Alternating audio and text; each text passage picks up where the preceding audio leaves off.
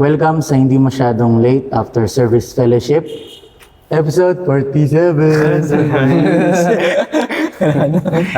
Yung isa pala. You can listen to us exclusively on Spotify and you can watch us on YouTube. Alright. So, maganda. Wala na.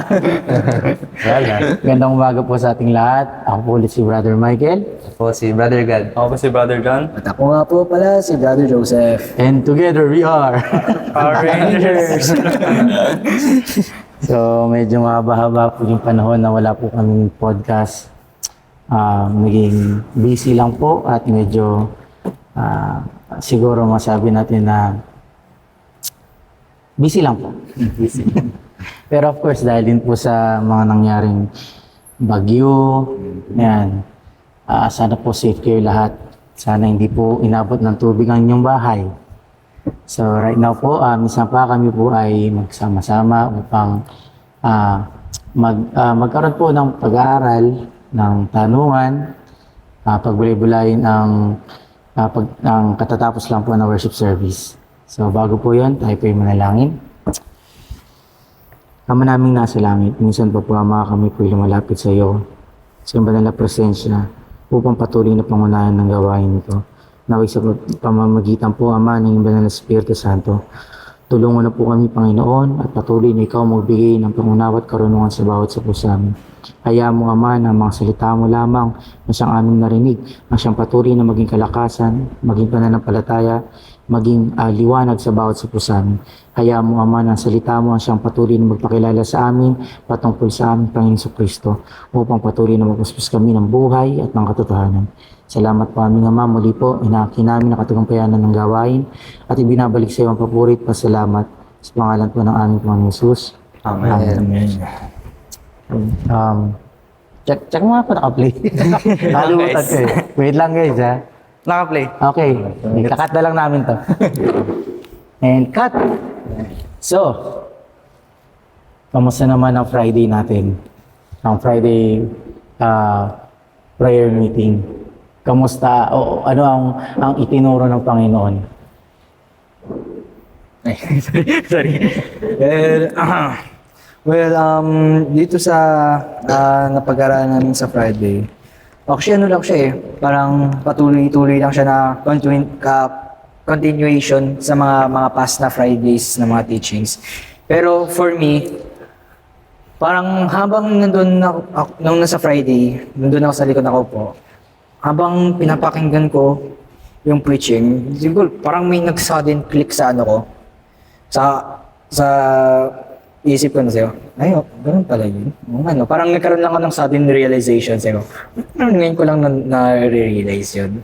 And bago yun, mamaya. Okay, ang binigay na ng Bible verse namin ng aming pastor, which is nasa libro ng John. So, wait lang. John chapter 8, verse, wait lang, 42 hanggang 48. John 8:42 hanggang 48. Ito pala yan. Okay, babasahin ko po. Sinabi sa kanila ni Jesus, kung ang Diyos ang inyong Ama, ay inyong iibigin ako, sapagkat ako'y nagmula at nanggaling sa Diyos, sapagkat hindi ako naparito sa aking sarili, kundi sinugo niya ako. Bakit hindi ninyo napag-uunawa ang aking pananalita? Sapagkat hindi ninyo mangyayaring dingin ang aking salita, kayo sa inyong amang diablo at ang mga nais ng iyong mga ama ang ibig ninyong gawin. Siya'y isang mamamatay tao buhat pa ng una at hindi na nanatili sa katotohanan sapagkat walang katotohanan sa kanya. Pagka nagsasalita siya ng kasinungalingan ay nagsasalita siya ng ganang kanya sapagkat siya'y isang sinungaling at amahan nito. Ngunit dahil sa sinasabi ko ang katotohanan ay hindi ninyo ako sinasampalatayanan. Sino sa inyo ang makakasusumbat sa akin tungkol sa kasalanan kung sinasabi ko ang katotohanan? Bakit hindi ninyo ako sinasampalatayanan? Ang sa Diyos ay nakikinig ng mga salita ng Diyos. Dahil dito ay hindi ninyo dinirinig sapagkat kayo hindi sa Diyos. Nagsisagot ang mga Hudyo at sa kanya ay sinabi, hindi baga manggaling ang aming pagkasabi na ikaw ay isang Samaritano? at mayroon kang demonyo? Amen. Okay, dito sa unang talata na binigay sa amin, sa aming pastor, actually, dito pa lang, makikita natin na sa ating mundo, there is a lot of religion. Baga, sa pamamagitan rin nito, pwede rin natin makilala na kung sino ang Diyos. Okay, dito sa ating mundo, sa ating mga mundo na puno ng mga religion, yung mga tao, maraming kinikilalang mga Diyos. Especially, yung isa dyan, na tinatawag sa Islam, kung saan tinatawag nila na ang Diyos ay si Allah, which is yung tagapaglikha daw ng lahat. And sa tingin nila is, itong Diyos na to ay katulad din sa Diyos natin. And some of us, na tingin rin natin na ang Diyos natin ay katulad rin doon sa Diyos nila. And kasi according sa libro nila na sinabi na from the lineage of Adam, Noah, Abraham, and Moses, same rin siya ng chronological order doon sa Biblia natin. And sa pamamagitan nun, iniisip nila na same lang yung God nila sa God na sinasampalatayan natin. Dito pa lang is nagkakaroon na tayo ng misunderstanding na yung Diyos ba nila and yung Diyos ba natin is the same ba? Nagkakaroon tayo ng misconception na same lang, and nagkakaroon rin tayo ng mindset or ng parang respect sa ibang paniniwala nila. Although hindi natin yun mapapakailaman, pero Christians nowadays, they tend to respect other religions kasi nga they think of it as the same na God na ni-worship natin at kinikilala. And sa Islam, iniisip nila na si Muhammad yung pinaka-most important na figure kasi nga siya yung nag-i-interpret sa mga tao tungkol sa Diyos. And iniisip rin yun ng most na mga believers. They think na Muhammad is a great figure na dito sa religion, kaya we must respect it. Doon pa lang nagkakaroon na tayo ng parang doubt na parang do we really know na same ba to na God? Nagkakaroon ba tayo ng nagkakaroon tayo ng doubt na ang tawag nito? Parang imbis na comparison, naisipan natin sila na same sila ng God eh. And doon pa lang nakikita natin na ang dami ng pagka-interpret ng tao kung sino ba si God, kung ganito ba siya. And doon naman sa mga Jews, sa mga Jewish na nag-worshipin sa God, but they focus only on the Old Testament. Pinofocus nila sa Old Testament and hindi nila pinofocus ang New Testament. And doon pa lang nakikita natin na parang they are still stuck doon sa past na yun na they are still under that law eh. Doon pa lang nakikita natin na very very big difference na agad doon eh, na sa atin na yes, we also believe in the Old Testament, but we also have the New Testament. Doon naman kasi sa nila, they only focus doon sa mga Jewish. Although they say that they worship the same God, but they only focus on the Old Testament. And some of us also may think na same lang sila kasi doon sa Old Testament. And di natin nakikita doon na meron din kahalagaan talaga. True, mahalaga ang Old Testament, pero mahalaga rin ang New Testament. Pag hindi mo finocus rin ang New Testament, parang masasabi ko for me, parang masasabi ko na may kulang talaga sa pagkaunawa mo. dito sa binasa natin na John chapter 8 verse 42 na sinabi daw sa kanila na if yung ama nyo, ang Diyos, mamahalin niyo ako. And sabi niya rin sa kasi na ako ay nanggaling rin sa Diyos. Then dito sa John chapter 8 verse 43, nakasabi daw dito na, why do ye not understand my speech? Bakit niyo hindi pinaniwalaan? Bakit niyo hindi inunawaan ang aking pananalita? Dito sa ano na to, sa verse na to, bakit hindi niyo napag-uunawa ang aking pananalita? Sapagkat hindi niyo mangyayaring dingin ang aking salita. Kinakausap niya dito yung mga Pariseo kasi iniisip ng mga Pariseo dito na walang tao, na sila yung mga anak ng Diyos, na itong tao na to na wala naman daw wala namang qualifications para magbahagi ng tungkol sa Diyos, hindi sila naniniwala kasi nga bigla na lang nagpakita out of nowhere. And dito sa John chapter 8 verse 44 nakasabi dito, kayo sa inyong mga amang diablo at ang mga nais ninyong ama na ang ibig ninyong gawin. Siya isang mamamatay tao, buhat pa ng una at hindi na natagil sa katotohanan sapagkat walang katotohanan sa kanya. Dito pa lang na sinasabi niya na hindi kayo mga anak ng Diyos, kundi anak kayo ng mga diablo. Kasi lahat ng mga sinasalita niyo na sa tingin niyo na nanggagaling sa Diyos ay kasinungalingan. Ito ay galing doon sa ama niyong diablo. And dito pa lang na sinasabi sa atin dito na pag tayong mga mananampalataya ay doon pa rin, nag-iisip pa rin na religious pa rin yung utak natin. Nandun pa rin tayo sa religious mindset. Hindi porket na nananambahan ako. Nakikinig ako ng mga salita ng Diyos. Sinusundan ko yung mga salita ng Diyos.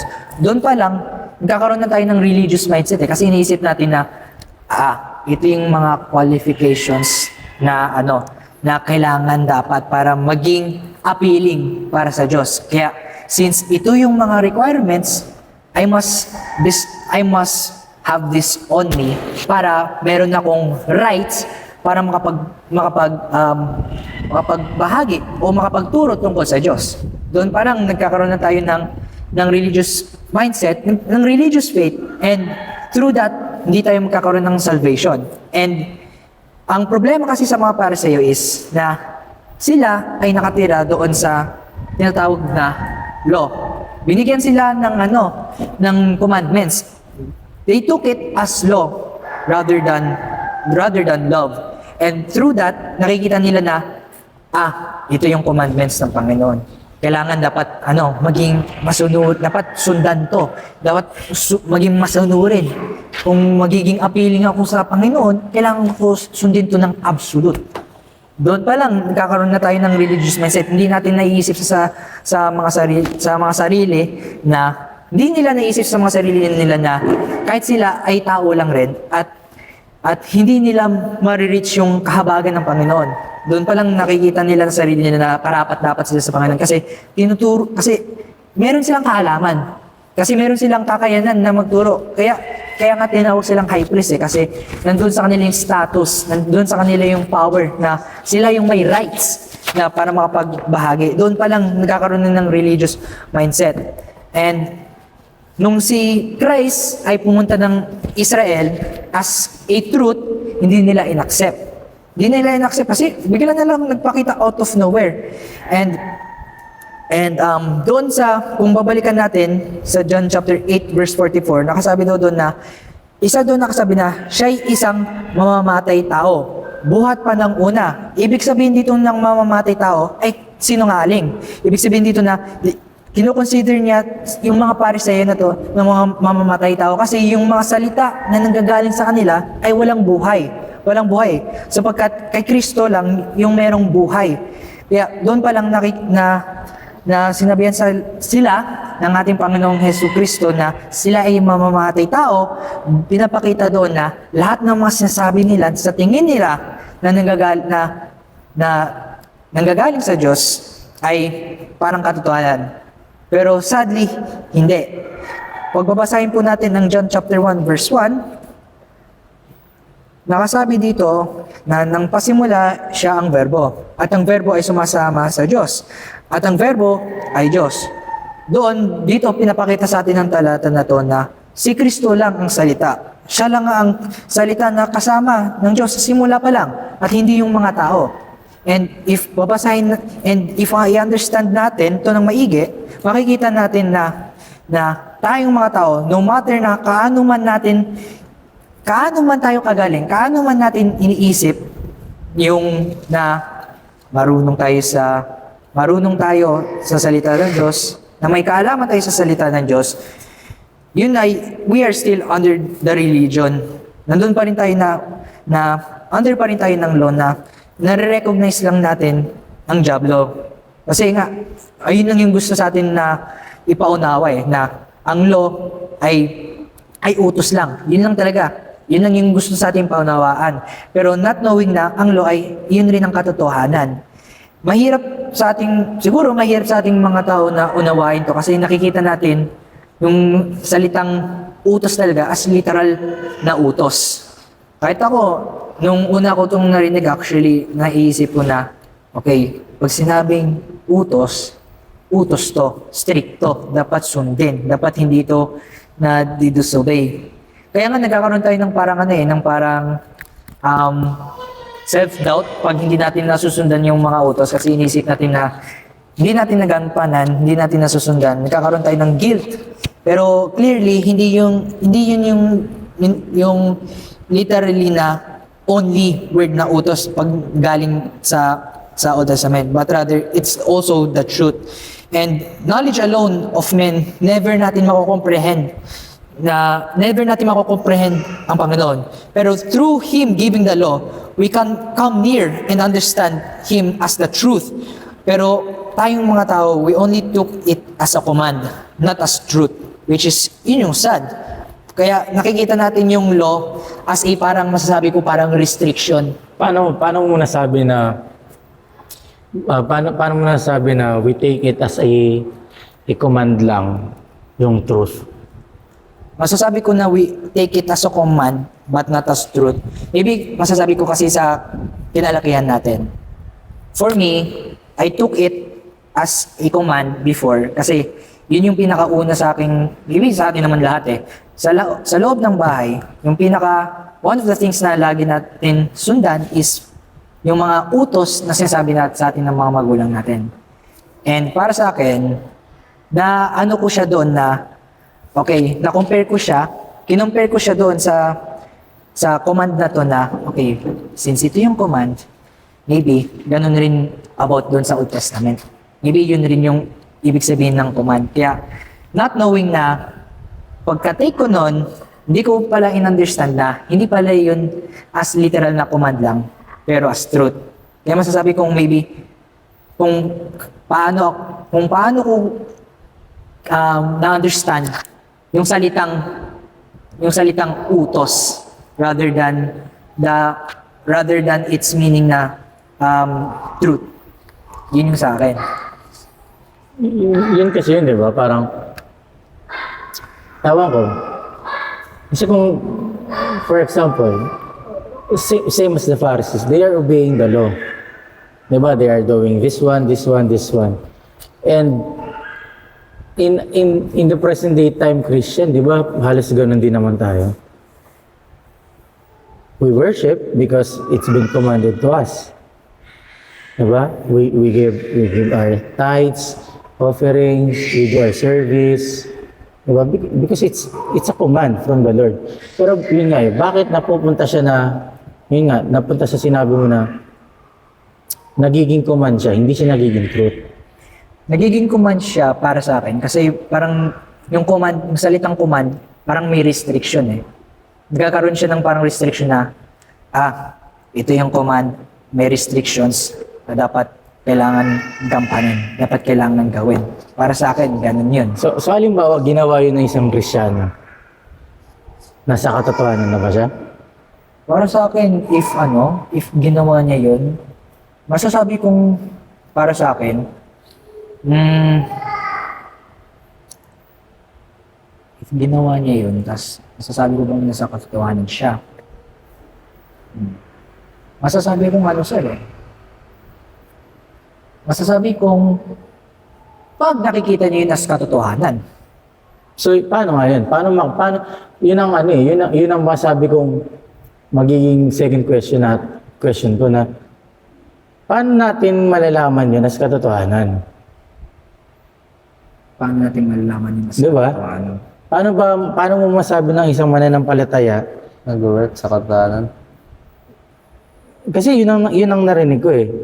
If you receive the word and you take it as a command, it's not the truth. So paano siya magiging truth? Kasi 'di ba, kaya ang example ko, like the Pharisees, modern day Christians, tayo din eh, we receive commands from the Lord. 'Di ba? Kaya minsan dumadating sa punto na nasa isip na isang mananampalataya, ay pag Sunday kinakausap ako ng Panginoon. Ito yung pinapagawa sa akin ng Panginoon. Pero bakit ngayon ngayon sinasabi niyo na parang ano ba? Lahat ba ng mananampalataya pag sinunod ng salita ng Diyos nasa katotohanan na? Na sila? Hindi. Or kasi parang nakakatakot. Parang ang nangyari tuloy, yun nga. Yung mga Christian today, nagiging Pharisees. So, how can we know that we are in the truth? Yun po yung parang... Kasi, yun nga, di ba? Yun, tulad ng tinatanong ko sa inyo, kapag ang isang mananampalataya ba sumunod sa salita ng Diyos, sa utos, ibig sabihin ba na nasa katotohanan na siya? Hindi. Eh, paano pag hindi niya sinunod? Nasa katotohanan mo siya. Wala, dapat you have ano eh, dapat Kasi sa tingin ko yung parang... It's not whether parang... yung law kasi, hindi siya yung parang alam mo yun, pag sinunod mo, you are in the truth. But bakit sinabi siya na yung law is, yung other side niya is the truth? I think yung sinasabi ng Panginoon is, nagiging way yung law para ma-understand natin what is the truth. Kasi, alam mo yun, parang without the law, we can't understand sin. And without knowing what's sin, we can't go to Jesus Christ. Kaya parang alam mo yun, parang kung walang law, parang hindi rin tayo didingid or parang hindi rin tayo lalapit kay Kristo. Kaya sa tingin parang importante yung law. But not because hindi dahil para sundin natin siya, but parang maunawaan natin yung truth, yung about sa atin na pagiging makasalanan.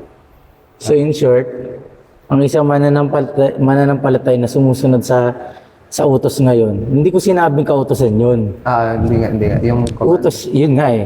When you receive, halimbawa, ang isang mananampalataya,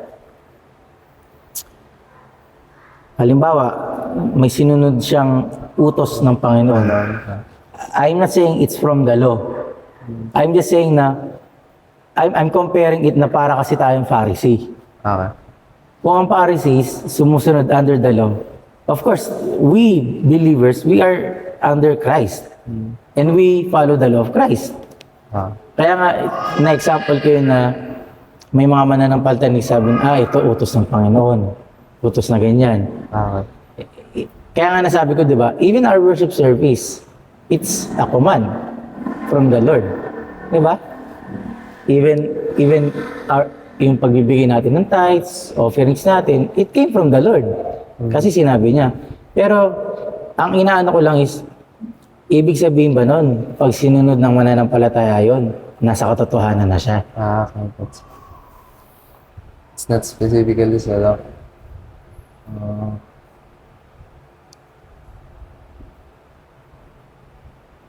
Kasi di ba, yung sinabi ni Jesus Christ about kanina dun sa John chapter 8, na sinasabi niya na ang mga Pariseo ay sa dyablo. Walang katotohanan sa kanila.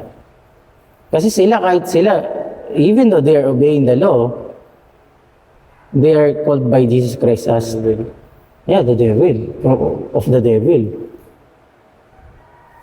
And because they are of the devil, there's no truth in them, even though they are following the law. And now, para sa ating mga mananampalataya, paano?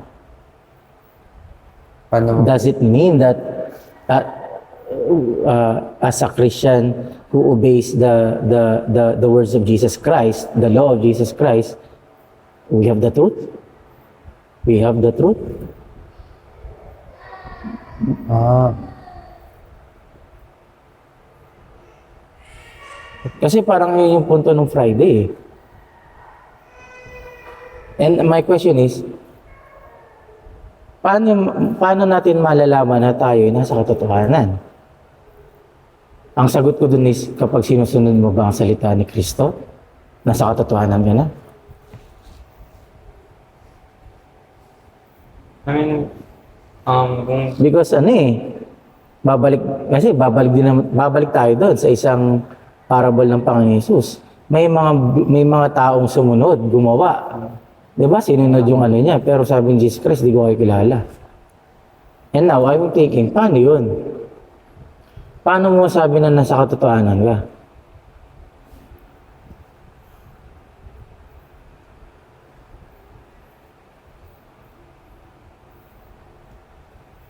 Hindi ba sinagot ng Friday?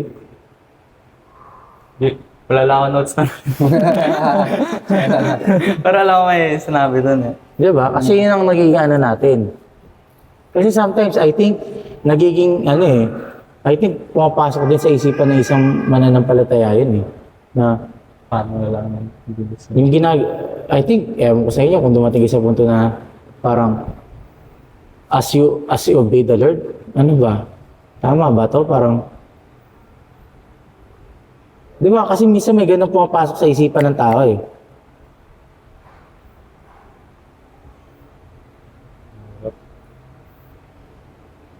Kaya nga sometimes, I'm sorry, sad to say, minsan may mga umaalis sa pananampalataya kasi sinasabi nila, ang hirap naman. Gagawin mo to, gagawin mo yan, gagawin mo yan. pero based lang nung Friday, parang sa tingin ko malaking problem ngayon na alam mo yun, parang magkaroon ng burden na yun yung listahan. Kasi, di ba, Na, lalo na, in-announce kanina, next month is September is our soul winning. So, at least kahit pa paano. Di ba? Pero, paano yun? Sa loob pa nga lang ng church, may mga umaalis kasi iniisip nila, ang hirap pala maging Christian, ang daming bawal, ang daming ganito. Di ba, puro utos yun ng Panginoon? Kaya minsan parang nagiging sila na parang, ay kaya pala huwag tayo dito, lipat na lang tayo sa kabila kasi mas easy. Same naman sila. Like na sinabi ni brother Jan, di ba, ni brother Joseph na may mga tao na they think the God of Islam is the same as the God of Christianity, same thing ng ibang religion. So it means, paano natin masabing nasa katotohanan tayo as we obey? Na hindi tayo nagiging kagaya ng mga Pariseo. Kasi ang sad naman na parang sumusunod ka nga, you obey, but you are not in the truth. Hindi like you are, parang Pharisee ka. Di ba? Pwede nga and I think it's sad to say, doon nabuo ang religion eh. That's why merong tinatawag na religion because you're just obeying. But you don't have the truth. Kaya nga may mga religion na kahit na hindi nila naiintindihan, basta susunod na lang sila. Kasi sabi ng religion nila, gawin natin to kahit na hindi naman nila naiintindihan. may problem din, diba, parang maraming religion kasi sumusunod sila. Kasi alam nila na ayun yung magiging salvation nila. So, as a Christian, yun ba ang natin na we just need to obey? Because obeying the words of Christ, we are already in the truth. Kasi kung be-base dun sa mga sinabi ng pastor natin ng Friday, parang, ano eh, ang pinagkaiba lang ng Diyos natin sa Diyos nila. The really parang difference lang is, they're serving their gods, but ang kakaiba sa atin is, God served us. Diba? Kaya nga dito sa ano eh, nakasabi dito sa Ben. Where is it? Wait lang, hanapin ko lang. May nakasabi dito eh, yung mention, tama yun. Wait lang, hanapin ko lang. Okay. Wait lang. Ito, Romans chapter 10 verse 4. Nakasabi dito sa Romans chapter 10 verse 4. Wait lang, basahin ko. For Christ is the end of the law for righteousness to everyone that believeth. I think masasabi kong through the law, like what sinabi ni Brother God, through that law is ito yung way na paraan kung paano ipakilala sa atin ang Diyos. And through that law, pwede natin makilala ang Diyos, hindi lang literal as a law, pero also the truth. Kasi nakasabi dito na if babasahin natin ng 1 Corinthians chapter 13, 1 Corinthians chapter 13 verse 5 hanggang 8, nakasabi na dito na, wait lang, babasahin ko sa Tagalog. Nakasabi dito, hindi nag-uugaling mahalay, hindi hinahanap ang kanyang sarili, hindi nayayamot, hindi inaalumana ang masama, hindi nanggagalak sa kalikuan, kundi nakikigalak sa katotohanan. Lahat ay binabata, lahat ay pinaniniwalaan, lahat ay inaasahan, lahat ay tinitiis. Ang pag-ibig ay hindi nagkukulang kailanman. Kahit maging mga hula ay magtatapos, maging mga wika ay titigil, maging kaalaman ay mawawala. Dito nag-connect siya. For me, law, which is law introduces Christ, and which is Christ of being the truth, and the truth showing us na the truth is that God loves us. Binigay niya yung law na yun is to show us na if gusto niyo ako makilala, sige, ibibigay ko itong law na to. And through that law, pwede niyo ako makilala. Doon sa pamamaraan na yon is gusto niya na makilala siya. Doon pa lang pinapakita niya na dahil mahal ko kayo, sige, bibigyan ko kayo ng law para makilala niyo ako. And through that, the truth is also about na God loving us. And di natin pwedeng, if we live by the truth, we know that God is true love. So doon makikita natin na hindi yung law is hindi lang siya parang utos-utusan, pero through the law is pinapakita ni God sa atin na mahal niya tayo. Kaya nga binigyan tayo ng law para makilala natin siya. Doon pinapakita niya na kasi mahal ko kayo, ipapakilala ko kayo sa pamamagitan ng law. So, parang is it okay na nagkukulang ka sa pagsunod sa Panginoon? Okay lang. Kasi hindi naman talaga natin masusunod ang law eh. Hindi natin masusunod ang law. Kasi nga, tao talaga tayo. Ngayon nga, diba, nakasabi dito, diba? Kung babasahin ko ulit, nasaan na ulit yan? Sorry. Yan, sa 5 hanggang 8, kung babasahin ulit, hindi nag-uugaling mahalay, hindi hinahanap ang kanyang sarili, hindi nayayamot, hindi nauluma ang masama, hindi nanggagalak sa kalikutan, hindi nakikigalak sa katotohanan, lahat ay binabata, lahat ay pinaniniwalaan, lahat ay nasan, lahat ay tinitis. Ang pag-ibig ay hindi nagkukulang. Nakasabi dito, ang pag-ibig ay hindi nagkukulang kailanman. Kahit maging mga hula ay magnatapos. Maging mga wika ay titigil, maging kaalaman ay mawawala.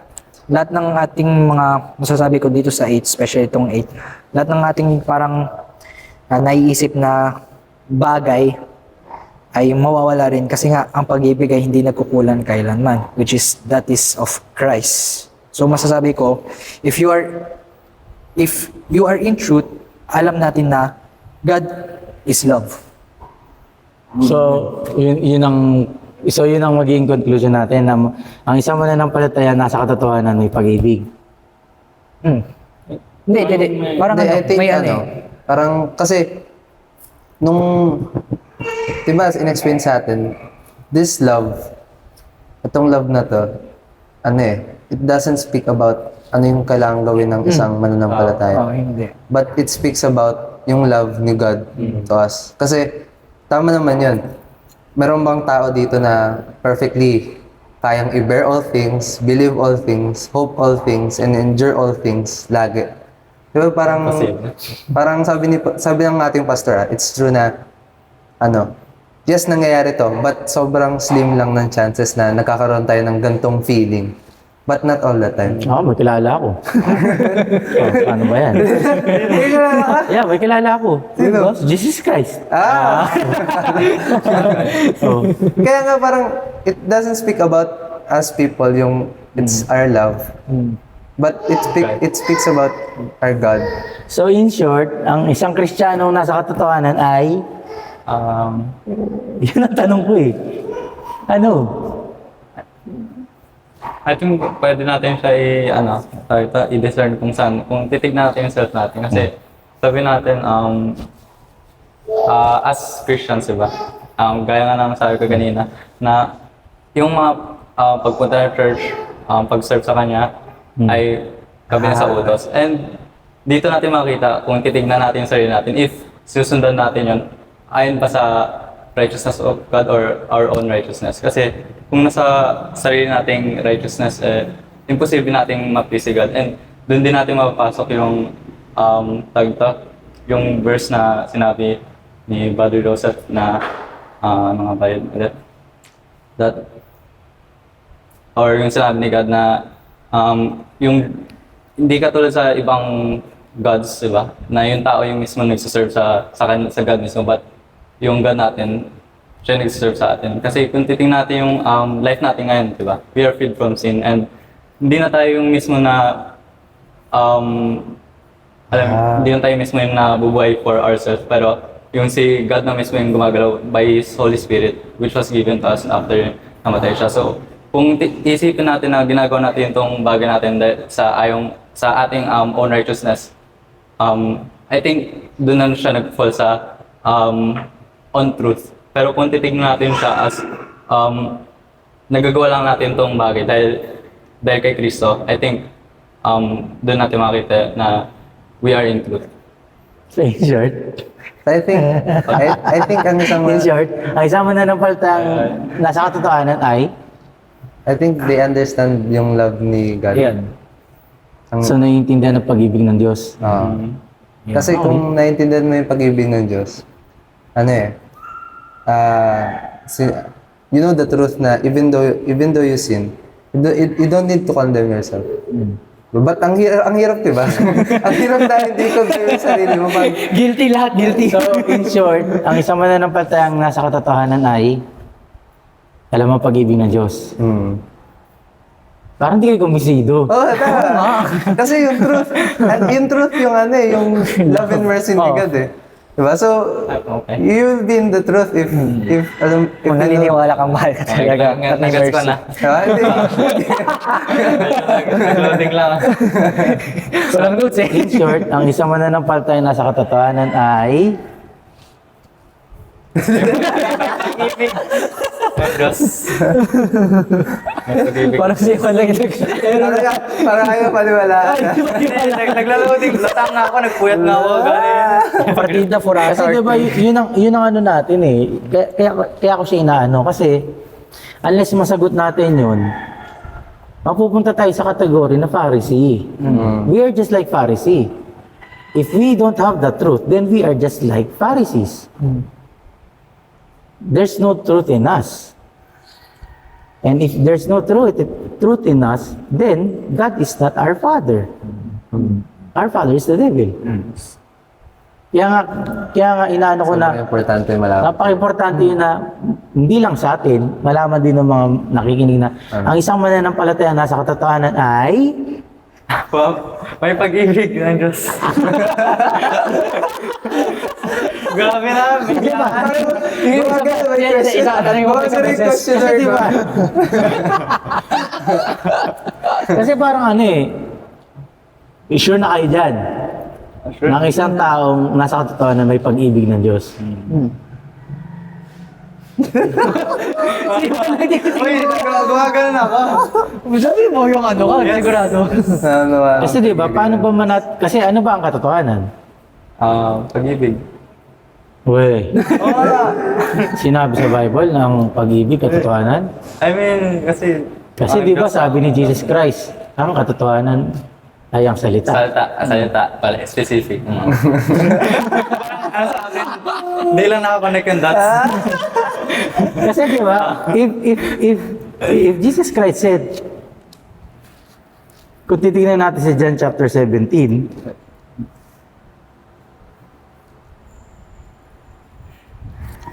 John chapter 17 verse 17, basahin ko po sa English.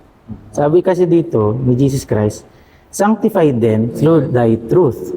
Thy word is truth. Ngayon, ang Kristiyanong nasa katotohanan ay Salita ng Diyos. bakit kanina sabi ko pag-ibig ng Diyos? Ano ba talaga? Kaya ako na, medyo linangan. Okay. Hindi, I think tama kayo. Tama naman yun. Tama. Hindi naman. Yung sinabi niyo na may Oo. pag-ibig ng Diyos. Pero I think Mas Specific. maunawaan pag... hindi naman sa ano, pero Alam salita. ko, Yeah. ikot-ikot tayo. Nasa loob din yun. Nasa loob. Nasa loob din yun. Pero ang inaano lang natin is, kasi ano eh, ang pinag-aaralan natin sa church ngayon is truth. Di ba? Of course, law, the law in the Old Testament is also word of God. Meaning it's true. It's also truth. Pero yung katotohanan niya kasi, nililid ka kay Jesus Christ. So, sorry sa term na gagamitin ko ha, pero pwede niyo po akong i-correct sa mga makikinig. Yung law, pwede mong sabihin katotohanan siya, pero hindi siya direct ang katotohanan. He leads you eh. Sabi nga, di ba, the law leads you to Christ. Guideline. So, nag-guide siya. Kumbaga parang, alam mo yun eh, parang may daan siya, tapos pag sinabi, paliko dito kay Kristo, syempre susundan mo yun. Hindi ka mag-iibang way. May Diba? kaliwa ba sa right? Di ba? Yung mga hindi sumusunod, may kaliwa ba sa right? Di ba? Parang gano'n, di ba? Kaya nga, I think yun ang nagiging problem nowadays as sa mga Christian in the present na sometimes when we serve only because we are obeying it as a command, not as a truth. Meaning, there's no Christ, there's no Jesus Christ in the Word. Kaya nga napaka-importante na kahit ako yung tinuro sa atin about epitomia, yung last ng katawan natin, nagiging aware din ako. Naging mapagbantay din sa sarili ko. Kasi sometimes, nagiging reason siya ng mananampalataya na he thinks he's in the truth because he's doing this, doing that. Kaya sometimes may mananampalataya na, sad to say, ang daming ginagawa sa church. Pero, kalugod-lugod ba sa Diyos? Doon nagpo-fall yung kategory eh. Di ba? Remember, only one thing is kalugod-lugod sa Diyos. Si Jesus Christ lang. Even though even though you say, you know love, you know how to love, but without Jesus Christ as the truth, your love is not the truth. And yun yung nangyayari ngayon sa atin. That's why, nagkakaroon ngayon ng comparison. Or sometimes,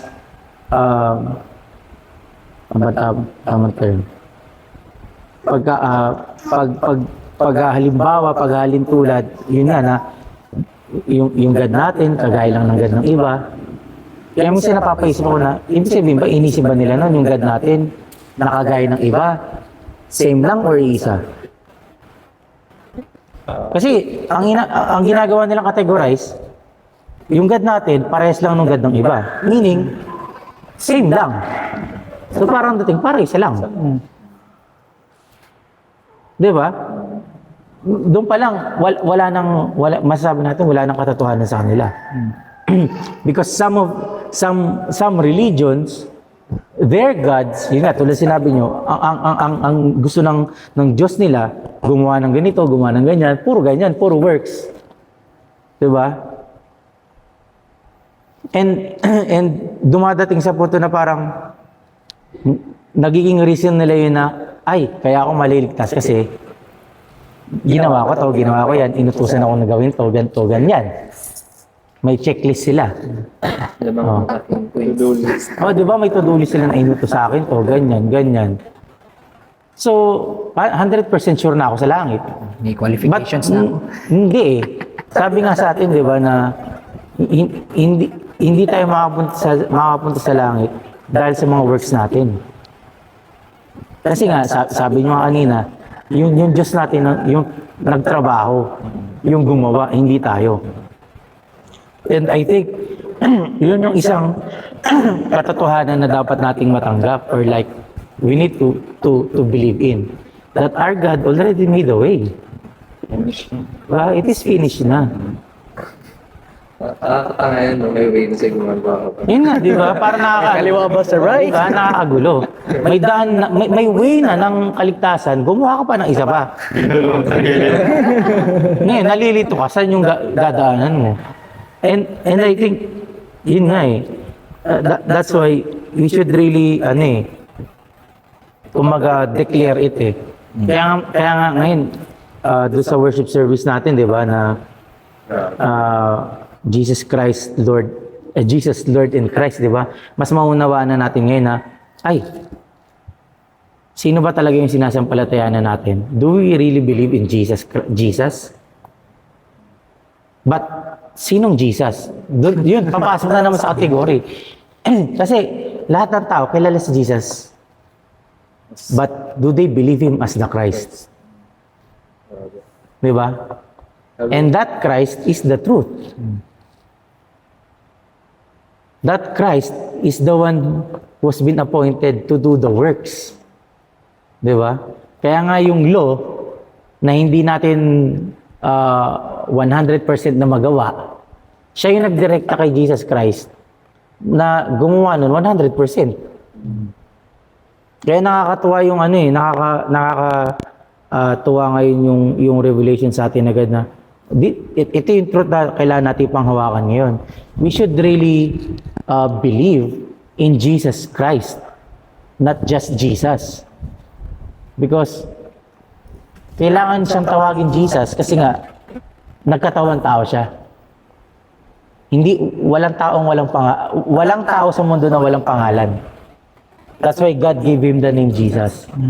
Pero yung Christ kasi, doon kasi nakakatawa eh. Akala ko dati apelido niya yun. Kahit ako eh. Kaya nag-iisip. Ano middle name niya? Doon ako nalilito dati. Akala ko dati apelido yun. And I think, nakakatawa man po siya. I think many believers until now, ang alam ata, yung Christ apelido ni Jesus eh. Pero ngayon, maliwanag na sa atin, yung Christ is anointing ni at anointing sa kanya ng Diyos Ama na because He is going to be Christ, He is going to be the Savior and He will do the works. And anong kailangan natin gawin ngayon as a Christian? We need to believe. We need to believe. We need to believe. Kaya nga, yung ending ng di ba? Yun ang ending ng John chapter 20. Kung titignan natin John chapter 20, verse 30 to 31. Sabi dito, and many other signs truly did Jesus in the presence of His disciples, which are not written in this book. Dito sa 30 pa lang, ang binanggit, Jesus lang. Pangalan niya. Pero sa 31 sabi doon, but these are written that you might believe that Jesus is the Christ, the Son of God, and that believing you might have life through His name. Meaning, yun yung nais ng Diyos sa atin. We need to believe doon sa pagiging Kristo ni Jesus. Because understanding or believing yung pagsampalataya natin sa pagiging Kristo ni Jesus, ito yung magbibigay sa atin ng buhay na walang hanggan. Magbibigay sa atin ng buhay. Ano ba yung parang isang Kristiyano na naniniwala na kay Jesus as Jesus lang? Jesus as Jesus. Paano natin sila Yun nga eh. Parang ganun siya eh. Babalik pa rin tayo doon sa topic ng Friday. I think, pwede mo nga sabihin para siyang paraseyo. Okay. So those Kasi di ba pinaliwanag, mismo si Jesus Christ na nagpaliwanag sa mga paraseyo. Kung babalikan natin dyan chapter 8, nakakatawa, si Jesus Christ ang sumagot sa atin.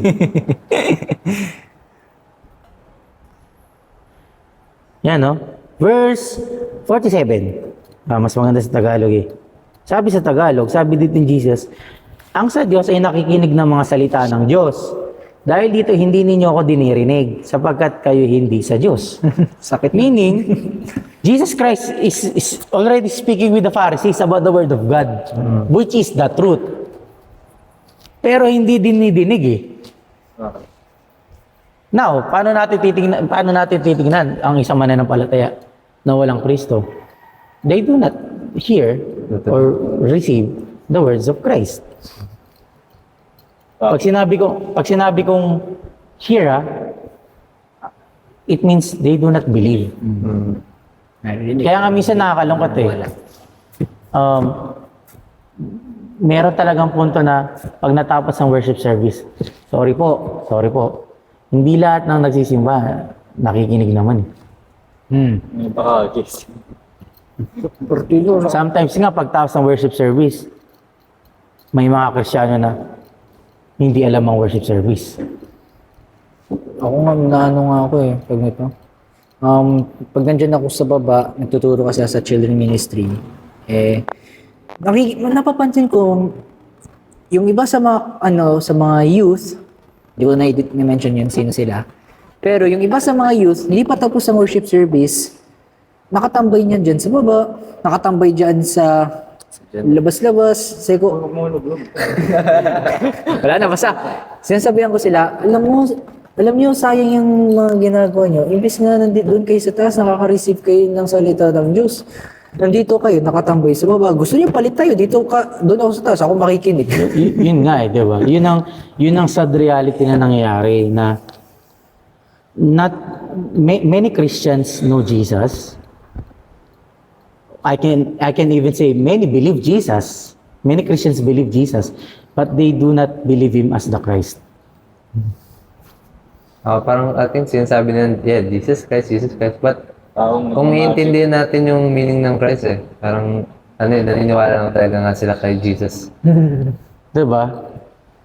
Because, yun nga if you are a Christian who, doon natin ngayon maunawaan ngayon naging clear sa akin, na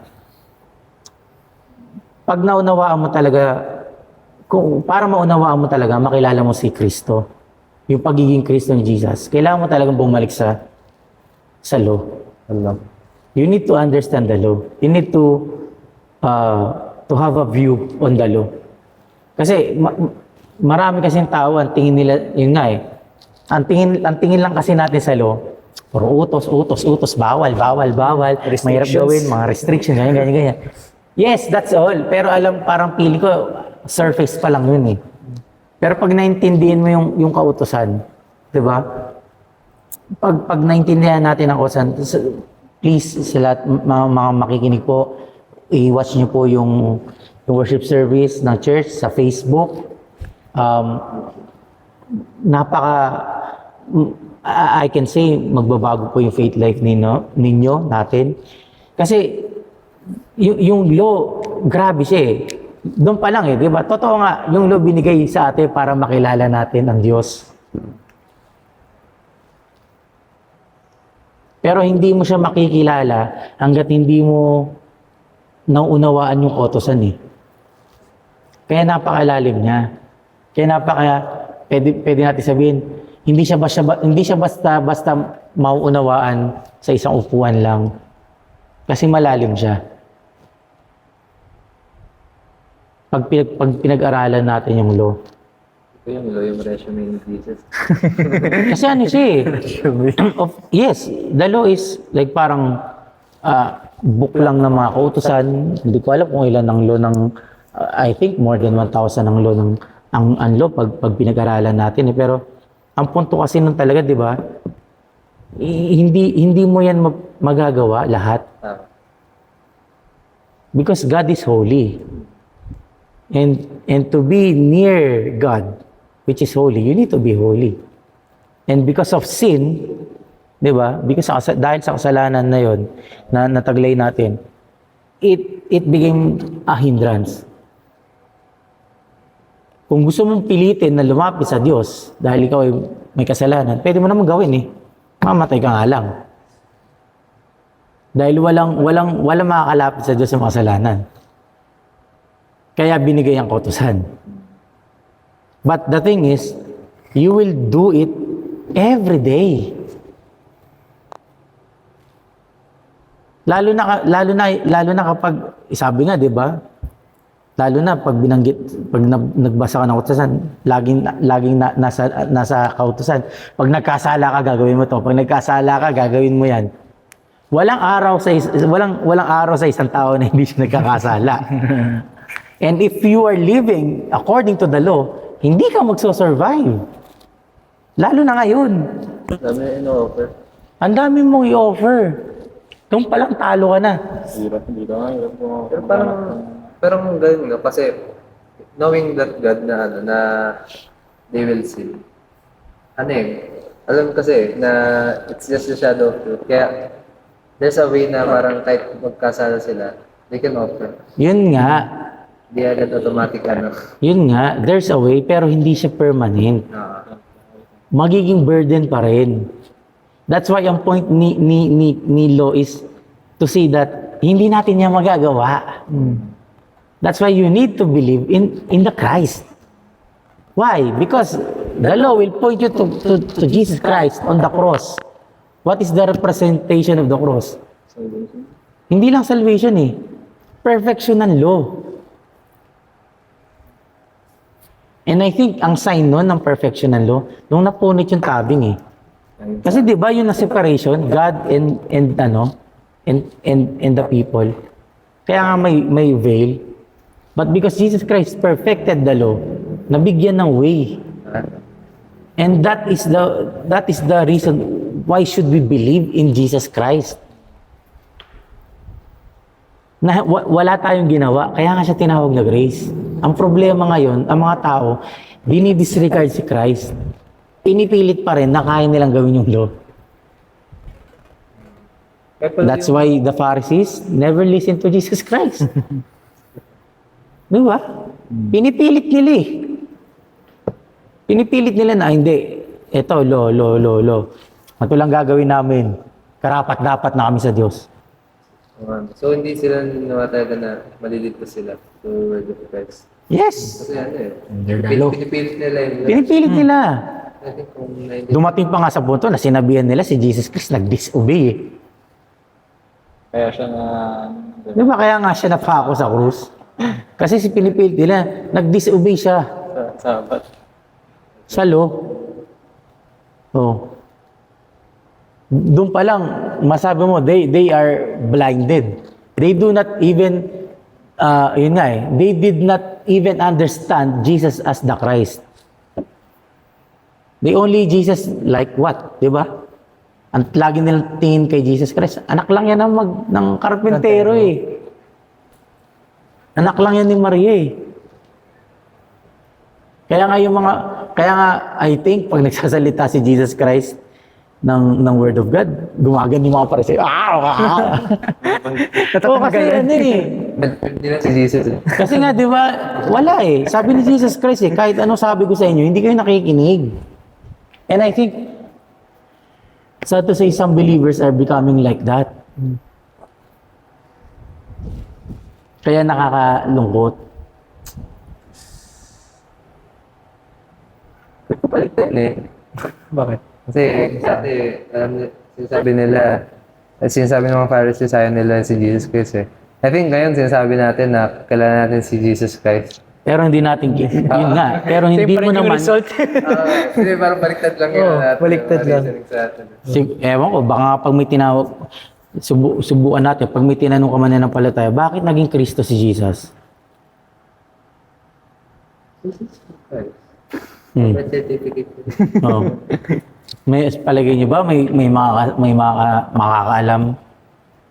Oo nga no, bakit ba? 'Di ba full name niya yun, Jesus Christ? Pero promise, para sa akin, full name niya talaga. 'Di ba? Kaya nga nakakalungkot eh. And yun na nagiging problem. We do not know him or understand him as Christ. Kaya nga nakakalungkot eh. I think even nowadays, ang mga believers hindi nila alam bakit sila tinawag na body of Christ. Oh. Ano nga sabi? Bakit tayo tinawag na Christians? Saan ba galing ang word na Christians? Ano nga rin sabi ni Sir Darius, yung isang word sa Christians na yan? Chris, ano? Christian. Christ. Oh. Christ yan. Which is true naman eh. From the word Christ eh. Kaya nabuang Christian kasi ibig sabihin nun, follower of Christ. So, ano ba yung Kristo? Di ba ang pinaliwanag sa atin, Savior? Oh, if you are a Christian, then you are follower of the Savior. In short, you must also do the saving. Oh, ang tanong, mga Christian ba ngayon, Savior? Destroyer. Di ba? Ngayon ko nirealize talaga, oo nga, no? Kaya nga, minsan nakakalungkot eh. Bakit ang isang mananampalataya hindi maipakilala si Kristo? Hindi maipakilala si Jesus Christ. Hindi reason yun na nahiya ako eh. I think walang Christ sa buhay mo. There's no truth. Hindi daw nag-introduce yourself, sir eh. Wala eh. Kaya sabi ba yung proclaim yung sa about sa yung sa peace? Oo, di ba? Sa garment and church. Ngayon nakakaano siya,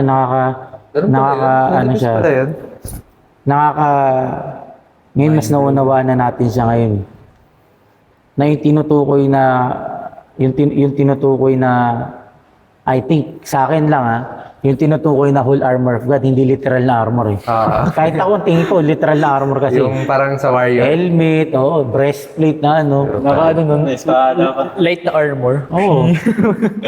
Yung medieval armor eh. No? Oo, di ba? Pero now, I think, yun nga eh, yung tinutukoy ata na armor of God, yung suot ng high priest. Grabe. Deep na. Kasi di ba? Yung distinction kasi ng high priest, ganun din eh. May yung turban na suot nila, helmet din yun eh. Yung ano nila dito, yung plate nila, breastplate. Breastplate nila. May belt din sila, may sandals din sila. Shield. Nakakatawa pag wala yun. Kita yung kababaran nila. Di ba? Kaya ang hirap i-share si Jesus Christ if wala nga si Jesus. Okay lang nasa iyo si Jesus. Ang tanong, sino Jesus? Di ba? Okay ba yung Classmate. Kaya ngayon eh, masabi na, ngayon I think it's clear now, bakit sometimes, ewan ko sa inyo